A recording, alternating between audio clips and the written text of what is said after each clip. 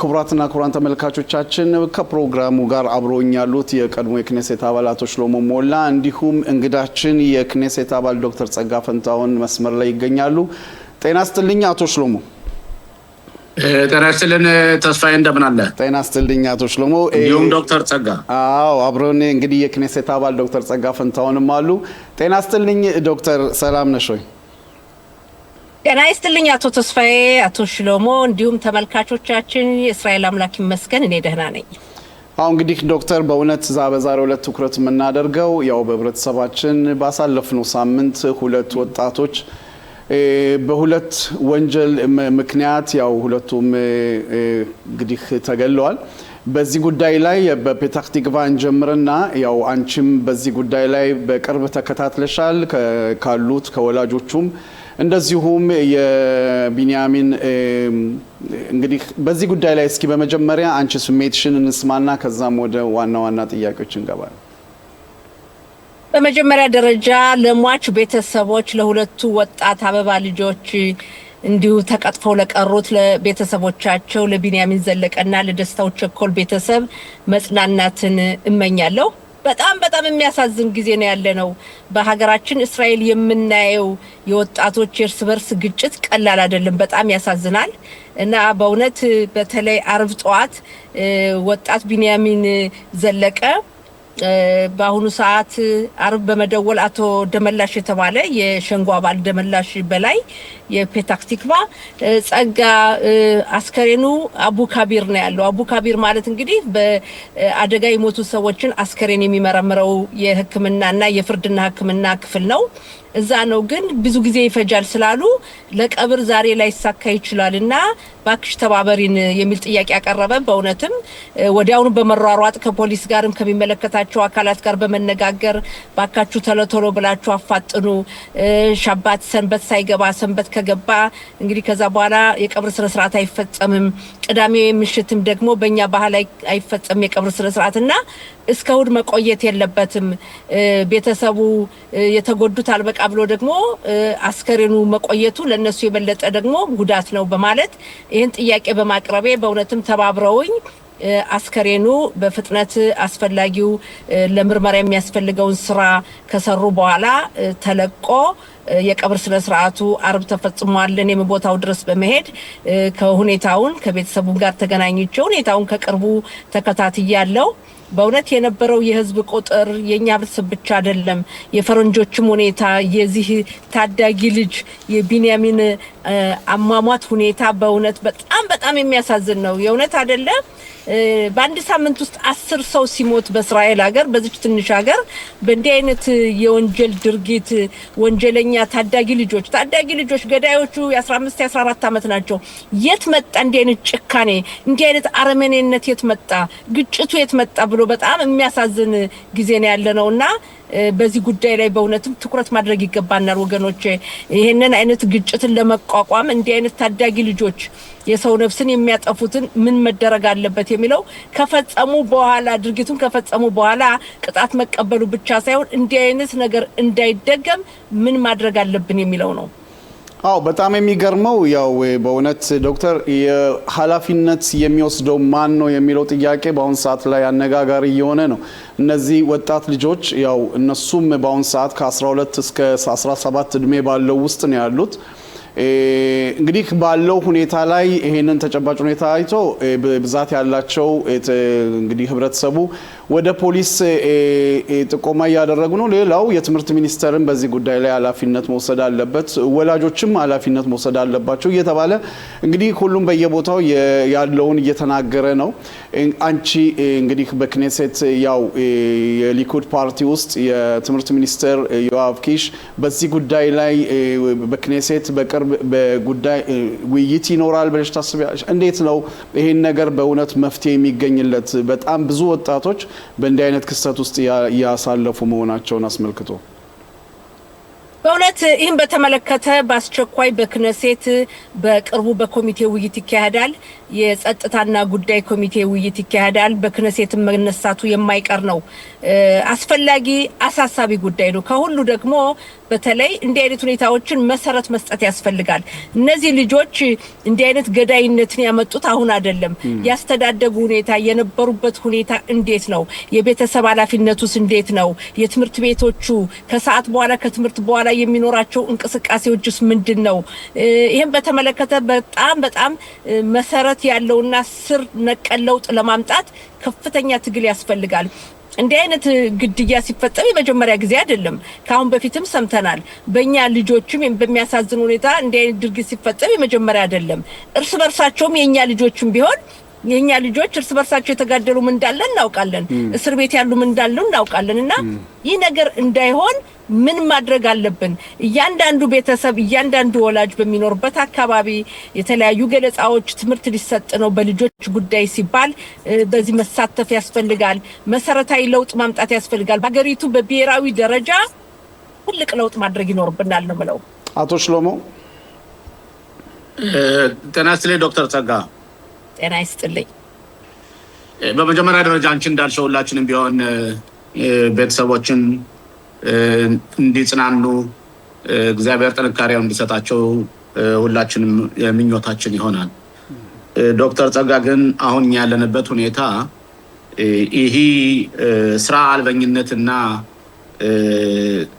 ህግ አለመከበሩ ከሰማይ የመጣ አይደለም። ለሁሉም አድራሻ አለው። እያንዳንዱ መስሪያ ቤት የሚጣልበትን መስራት አለበት። እኔ አንቺ በርግጥ በግሌ አንቺን ሪስፔክት እንዳለ እንደማከብረሽ እንደምወድሽ አንቺ ታውቂያለሽ። ግን አሁን እኛ በእኛ ልጆች ላይ ያለውን ነገር ብናነሳም አንዱ የራሳችን የኛ አብራክ የወጡት ናቸው ገዳዮች እስካሁን ድረስ ያው በርሸባ፣ ሁለተኛ ፐታህ ቲክቫ ያለው ደግሞ ነጮች ናቸው። በነገራችን ላይ በፐታህ ቲክቫ በተደረገው ነጮች በገደሉት በዘረኝነት እይታኔ አልመለከተውም። እኔ የማየው በአጠቃላይ በአገሪቱ ላይ እየታየ ያለው የወንጀል ፍጻሜ፣ ግድያ፣ ሴቶች መገደል፣ ህፃናት እርስ በርስ በመገዳደላቸው አንቺ እንዳልሽው 10 ሰዎች በዚህ ሳምንት ውስጥ በየቀኑ ማለት ነው በአረቦች ማህበረሰብ የሚታየው የወንጀል ሰላምና መገደል አይናችን እየዘጋን ከአረቦች ስለሚጋደሉ እነሱ እዚያው የፈለገ ይሁን ብሎ አንድ ግድያ በሚፈጸምበት ጊዜ ገዳዮች ካልተያዙ እስር ቤት ካልገቡ ላኪያቸው ማን ነው የሚለው ካልተያዘ የሚቆጣጣራቸው ማን ነው? እነዚህ ነገሮች እኮ በሙሉ ዶክተር ጸጋ የለም። ስለዚህ በአመት ውስጥ አሁን ለምሳሌ በአመት 400-300 በአረቦች ማህበረሰብ እርስ በራሳቸው ይገዳደላሉ። ጎረቤት ላይ ሲገደል እኮ ከኛም ይደርሳል። ዶክተር ጸጋ ወንጀሉ እኮ አንዱ ካንዱ ጋር የተያያዘው ነውና ጠቅላይ ሚኒስትር ቢንያሚን ኔታንያሁ ቤን ግቪርን የፖሊስ ሚኒስተር አርገው ሲሾሙት እዛ ላይ ትልቅ ስህተት አልሆነም ወይ? የፖሊስ መስሪያ ቤትስ ምን ስራውን እየሰራ ነው? በርግጥ የፖሊስ መስሪያ ቤት ብቻ አይደለም፣ ሌሎችም መስሪያ ቤቶች አሉ። ግን በዋና ተጠሪነት የፖሊስ መስሪያ ቤት ነው። ቤን ግቪር ምን እየሰራ ነው እንደዚህ አይነት ወንጀሎችን ለማቆም? አቶ ሽሎሞ በመጀመሪያ ደረጃ እኔም አንተ እንዳልከው የተፈጸመው የግድያ ድርጊት ከዘረኝነት ጋር የሚያያዝ አይደለም። ለምሳሌ ያልን እንደው የኛዎችም ራሳቸው እርስ በርሳቸው እየተጋደሉ ነው። ይሄ የዘረኝነት አይደለም። ነገር ግን ትልቅ ነገር አለ። አንድ ለምሳሌ ያልከው ካንተ ጋር መስማማበት ሁኔታ ትልቁ ነገር ከዚህ ካልነው ዘረኝነት አይደለም ከሚለው በተጨማሪ በአረቦችም መካከል የሚካሄደው ግድያ እንደ ዜጋ እንደ ሀገር ሊያሳስበን ይገባል። ይሄን ማየት አለብን። አረቦች ስለሆኑ ይገዳደሉ አይደለም። በእስራኤል ሀገር ሰላማዊ ዜጋ ሲገደል ዝም ማለት የለብንም። ነገር ግን እንዲህ አይነት ድርጊቶች አሁን የተፈጸሙ አይደለም። ቤን ግቪር ስልጣን ስለያዘ አይደለም። ስለኔ ቤን ግቪርን ለመከራከር እሱን ለመደገፍ አይደለም፣ ወይም ደግሞ ሲኔ ፖለቲካ ፓርቲ ሆኖ አይደለም። ነገር ግን እውነቱን ስናይ ወጣቱ ከአመት ከጊዜ ወደ ጊዜ ያለው ሁኔታ ስንመለከት በጣም በቀላሉ መጋጨት፣ ህብረተሰቡ መኪና ለማቆም ሄዶ መኪና ማቆሚያ ላይ ሁሉ የሚጋደሉ አይተናል። መናፈሻ ቦታ ሄዶ የሚጋደሉ አይተናል። ወንዝ ባህር ዳርቻ ሄዶ ለመናፈስ የሚጋደሉ አይተናልና ይህ አይነት ድርጊት የት መጣ? እንዲህ አይነት ሁኔታ ለምን እየተስፋፋ መጣ? የኛ ልጆችንም የወሰድክ እንዱ ካሁን በፊትም ስንቶቹ ነው የሞቱት? ይሄንን አሁን ቤንግቪር ስለሆነ አይደለም ከዛ በፊትም የነበረ ነው። ግን ችግር አለ። ይሄን ነገር መቋቋም መቻል ያስፈልጋል። የፖሊስ ሰራዊት ኃይሉን መጨመር አለበት። በትምህርት በኩል ረጅም ጊዜ ትምህርት መሰጠት አለበት። በቤተሰብ በኩል በወላጅ በኩልም ኃላፊነት መውሰድ ያስፈልጋል። ልጅ እኮ ሲያድግ አይደለም ገና ከልጅነት ነው ሁሉ ነገር መሆን ያለበት። የአልኮል መጠጥ ዛሬ የሚጠጡ ልጆች እድሜያቸው ዝቅተኛ ነው። የ12 የ13 ዓመት ልጆች ይጠጣሉ። አደገኛ ጽን ያጤሳሉና በሙሉ መቋቋም መቻል አለብን። መዋጋት አለብን ከቤታችን ከመንደራችን። ከዛም በተጨማሪ በብሔራዊ ደረጃ በአገር አቀፍ ደረጃ በመንግስት ደረጃ ትልቅ አሳሳቢ መሆን አለበት። ልጆች በተለይ ከትምህርት በኋላ ጊዜያቸውን የሚያሳልፉት የት ነው? የሚያሳልፉት ጊዜ ከሌላቸው ወደ መጥፎ ቦታ ሊሄዱ ይችላሉና ዶክተር ጸጋ ትኩረት መስጠት ያስፈልጋል። ዶክተር ጸጋ ይኸውልሽ፣ አንደኛ በራሳችንም አሁን የበርሸባውን ቤተሰብ ስንወስድ እያንዳንዳችንን ቤተሰቦች ልጆቻቸውን ያሳደጓቸውም እነሱ መመርመር አለባቸው። ራሳቸውን ልጆቻችን ተቆጣጥረናል ወይ? ከማን ጋር ነው የሚውሉ? ምን አይነት ወንጀል እየሰሩ ነው የሚለውን በእርግጥ እያንዳንዱ ቤተሰብ በተለይ ከ18 ዓመት በታች የሆኑ ልጆች ካሉት የመቆጣጠርና ልጁ የት ደረሰ የት እየዋለ ነው ብያሉ የመከራ የመጥር መብት ግዴታ አለባቸው። ቤተሰቦችም ነፃ ሊሆኑ አይችሉም። ይሄ አንዱ። ሌላው እኔ አሁንም ደጋግሜ የምለው መንፈስ ዶክተር ጸጋ ይሄ ስራ አልበኝነትና ህግ አለማክበርና ግድያ ከሰማይ የመጣ አይደለም። እኔ ቤንግቪርን ያልኩበት ምክንያት አለኝ። ቤንግቪር ስልጣን ከመጣ ጊዜ ጀምሮ የዚህ አሁን ያልናቸው የመጋደል እንትን ቁጥር እየጨመረ ሄደ። አሊሙት ማለት እየጨመረ ሄደ። ማለትም መስሪያ ቤቱ ኃላፊነቱን ወስዶ እኛ ይሄ የፖሊስ ኃላፊነት ነው፣ ይሄ የዳኝነት ኃላፊነት ነው፣ ይሄ የከተማ ከንቲባ ኃላፊነት ነው፣ ይሄ የትምህርት ኃላፊነት ነው ተብሎ የሆሊስቲክ የሆነ ስራ እየተሰራ ነው ወይ ነው ጥያቄው እኮ። አሁን እኛ በአንድ ሰው ብቻ በአንድ ሚኒስቴር መስሪያ ቤት ብቻ የሚወሰድ አይደለም። ይህ ግን እንዲሰራ ምን ተደረገ ነው? ዶክተር ጸጋ እናንተ ለምሳሌ የፓርላማ አባል ናችሁ፣ የክኔስት አባላት ናችሁ። እናንተ አንዱ ትልቁ ኃላፊነታችሁ እነዚህን ጥያቄዎች ሚኒስተሮችን እያመጣችሁ መጠየቅን፣ ቤንግቪርን መጠየቅ፣ ስሞት የሚመለከተው የፍርድ ቤት ሚኒስተሩን መጠየቅ፣ የከተማ ከንቱን እነሱን እናንተ ካልጠየቃችሁ እነዚህ እኮ መፍትሄ ያገኙ እና መስሪያ ቤቱ ስራ እየሰራ ነው ወይ ነው ጥያቄው እንጂ አንዱ መስሪያ ቤት ሙሉ በሙሉ እሱ ችግሩን ይፈታው ማለታችን አይደለም። በትክክል ተመልከት። እኔ አሁን መንገድ ላይ መኪና ላይ አቁሜ ነው ማነጋግራችሁ። ወደ ቤርሸባ እየሄድኩ ነው። ወደ ሟቹ ቤተሰብ ወደ ታዳጊ ወጣት ደስታው ቸኮል ቤተሰብ መንገድ ላይ አቁሜ ነው ማነጋግራቸው። ይሄ ነገር በጣም ያሳስባል። ባንድ እንዳልከው ባንድ ነገር የሚፈታ አይደለም። አንድ መስሪያ ቤት ብቻ ኃላፊነቱ የሚወስደው አይደለም። ነገር ግን ቅድም እንዳልከው የሚጀምረው ከቤት ይሆናል፣ ከመንደር ይሆናል፣ ከተማው ከንቲባም ይሆናል። በአንዳንድ ከተማዎች የወድክንዱ የኛ ህብረተሰብ በብዛት በሚገኙባቸው መንደሮች ያለው ሁኔታ ስናይ የሚያሳዝን ነው። ታዳጊ ልጆች በ12 በ13 ዓመታቸው ከሰዓት በኋላ ቁጭ ብለው አልኮል ሲጠጡና ያለን ይሄ ሁሉ አለ። ወላጅ የት ነው ያለው? ምን ነው አለ? የአካባቢው ነዋሪዎች የት ነው ያሉ? የአካባቢው መዘጋጃ ቤቱ አለ፣ ኤሪያው ማለት ነው። የሸንጎ አባላቶች አሉ። ምን ተሰራ? ይሄንን መቆጣጠር ያስፈልጋል። ከዛ በተጨማሪ በአገር አቀፍ ደረጃ እንዲህ ነገር እየተስፋፋ ሲመጣ በመንግስት ተመልከት። የክነሴት አባል እንዳልከው ሚኒስትር አይደለንም፣ ሚኒስትሮች ናቸው ጉዳዩን የሚፈጽሙት። ግን የክነሴት አባል መጠየቅ አለብን።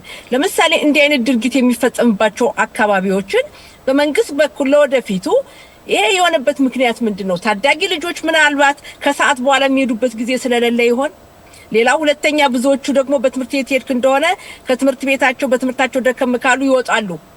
ነሽራ የምንለው አቋርጠው ይሄዳሉ። በትምህርት ሚኒስትር በኩል ምን ይሆናል ነው። ሌላው አደገኛ አጽን የሚጠቀሙ አልኮል የሚጠቀሙትን በምስራድ ለቢትኮል ሎሚ ውስጥ አጋፍ አለ፣ ክፍል አለ። ያ መልሶ ማቋቋምን እነዛን ከዚህ አይነት አደገኛ አጽ ለማላቀቅ የሚሰጥ እርዳታ አለ። ያ እርዳታ በቂ ነው ወይ? ቁጥሩ ከጨመረ በጀቱን መጨመር አለበት፣ ባለሙያዎቹም መጨመር አለባቸውና ይሄን በሙሉ መሰረታዊ በሆነ ሁኔታ መዋጋት አለብን። ይሄ የብሔራዊ ጥያቄ ነው። በእስራኤል ሀገር አሁን ያለው አንዱ ትልቁ ወረርሽኝ በሽታ እንደምንለው ትልቁ በሽታ ይሄ ነው። ታዳጊ ልጆች በጣም ይገርማል። ከትንሽነት እድሜያቸው አንስቶ ተጠራርተው ይደባደባሉ። በግሩፕ በቡድኑ ነው የ12 የ13 አመቱ ነው የቤርሸባው ልጅ አሁን ደስታው ቸኮል ከዛ ሲሄድ ሁሉንም አያለው እሱን ጠርተው ነው ከቤቱ የደበደቡት ሲወጣ እና ብለው ጠርተው ነው እንደዚህ እንትን የገደሉትና እንዲህ አይነት ሁኔታዎች እንዳይሆኑ ምን ማድረግ አለብን? ወላጆችም ቢሆን ገለጻ ይሰጥ ሲባል ስለዚህ ጉዳይ መገኘት አለ። አንዳንድ ጊዜ ሽሎሞ የዚህ የፈረንጁ ሀገር ኑሮ የስራ ውጥረት አለ፣ የጊዜ እጥረት አለ እና ብዙ ጊዜ ወላጅና ልጅ አብሮ የማሳለፉ ሁኔታ የጊዜ ችግር አለ። ይሄንን በተመለከተ የተለያዩ የግላችን ሁኔታ መውሰድ አለብንና ይኸውልሽ ልክ ዶክተር ጸጋ እዚህ ላይ አንድ ጥያቄ ጉዳይ ላይ አነሳ ፈልጋለሁ። እየጨረስን ነው። እሺ እየጨረስን ነው። መጨረሻ ጥያቄ ነው። ይኸውልሽ አሁን ብዙ ጊዜ አንቺ እንዳልሻቸው በተለያዩ ቦታዎች የኛ ወጣቶች ገንዘብ ብድር እየወሰዱ ከወንጀለኞች ጋር ፕሮቴክሽን እየወሰዱ እየተበደሩ እናት አባቶቻቸውን አፍንጫቸውን እያስያዙ ሁሉ በምሱሺ በቆንደር ገንዘብ ሁሉ ፕሮቴክሽን እያደረጉ ይወስዳሉ። እምቢ ካሉ ደግሞ ይደበድቧቸዋል፣ ይገሏቸዋል፣ ያስሯቸዋል። ይህ ሁሉ ስራ አልበኝነት የሚታየው ጥሩ አድርጎ ባለ መስራት ነው። ማለትም እንዳልኩት ነው። አሁንም ቢሆን ምስኪኖች ቤተሰቦች እኔ ብዙም አውቃቸው ማለት ነው በብዙ ሺህ የሚቆጠሩ ገንዘብ ከሌላቸው የቢቱ አህሉሚ ገንዘባቸውን ሰራተኛ አንዲት ሴት አዳሪ ሆና ደግሞ ልጆች ስንት የሚያለቅሱ ሰዎች አሉ አሽሽ እየሸጡ በቃ ይሄ ኬውስ ውስጥ ያለ ነው። ዶክተር አቶ ሽሎሞ አቶ ተስፋዬ ልንገራችሁ ክኔሴት ከመግባቴ በፊት ጋዜጠኛ በነበርኩበት ሰዓት ሹቅ አፎር ከሚለው ገንዘብ የሚበደሩ እንደነበሩ አንዲት እናት 700,000 ሸቄል የከፈለች አውቃለሁ። ለሹቅ አፎር ለወንበዴዎች ልጇ ተበድሮ እሱን ይገሉብኛል ስትል ልጄን ይገሉብኛል ሲሉ ከቤት ሁሉ እየደበቁ የሚያሳድሩ እንዳሉ እናስታውሳለሁ። በዚህ ጉዳይ ላይ ብዙ ፕሮግራሞችን አዘጋጅቼ ነበር በሬዲዮ። ሌላው ምን አለ መሰላችሁ በዚህ ጉዳይ የሚሳተፉ ወጣት ልጆች አሉ። ለምሳሌ በነገራችሁ በእኛ ህብረተሰብ እቁብ መጣል የተለመደ ነው። በባህላችን ገንዘብ አንዱ ቤት አንድ ወር የዛ ወላጆች እቁብ በሚደርስበትን ሲያውቁ የሚነግሯቸው የኛ ልጆች ስላሉ እነዛ ወንጀለኞች መጣው አፋጠው ወላጆችን አምጡ ያሉትን ሁሉ በትክክል አውቃለሁ። በጋዜጠኝነት ዘመኔ ይሄንን በጠለቅ የማውቀው ነው። ይሄ እንዳይሆን መጠንቀቅ ያስፈልጋል በሚለው ብዙ ተወያይተናል፣ ተነጋግረናል። የጊዜ ጥረት ስላላችሁ ነው። በዚህ አጋጣሚ አንድ 10 ሰከንድ ካለ በፔታክ ቲክቫ ከተማ ያየሁትኝ የህዝቡ ተሳትፎ ነው። እኔንን መጣው አቡ ካቢር አስከሬኑ እንዲለቀቅ የነገሩኝና ተሳትፎ ሲያደርጉ ከቦታው እጅ ያየኋቸው ብነግራችሁ እንደ ሁኔታው ለምሳሌ አቶ ደመላሽ በላይ፣ አቶ በውቀት አለሙ፣ አቶ መኢር ዘገየ እንዲሁም አንድ ፖሊስ ልጅ ሞላ የሚባል በመት የሚያደርጉት ተሳትፎ በጣም ደስ ይላልና በዚህ አጋጣሚ የሚሰሩ ሰዎችን ማመስገን መቻል አለብን ነው ምለው። እናንተም ይሄን ፕሮግራም በሰፊው ስላቀረባችሁ አመሰግናለሁ። በእውነት በዚህ ጉዳይም በቅርቡ የሚሆነውንም ተከታትዬ በፓርላማችን በክነሴት የሚሆነውን ለወገናችን አቀርባለሁ። አመሰግናችኋለሁ። የክኔሴት አባል ዶክተር ጸጋ ፈንታውን በእውነት ስለነበረን ቆይታ እናመሰግናለን። እንዳልሽው እንግዲህ ሰሞኑን ከቤርሼባም ቆይታሽ በኋላ ሰፋ አድርገን ዝግጅት እናደርጋለን። መልካም ሳምንት ይሆንልሽ። ጤና ይስጥልኝ።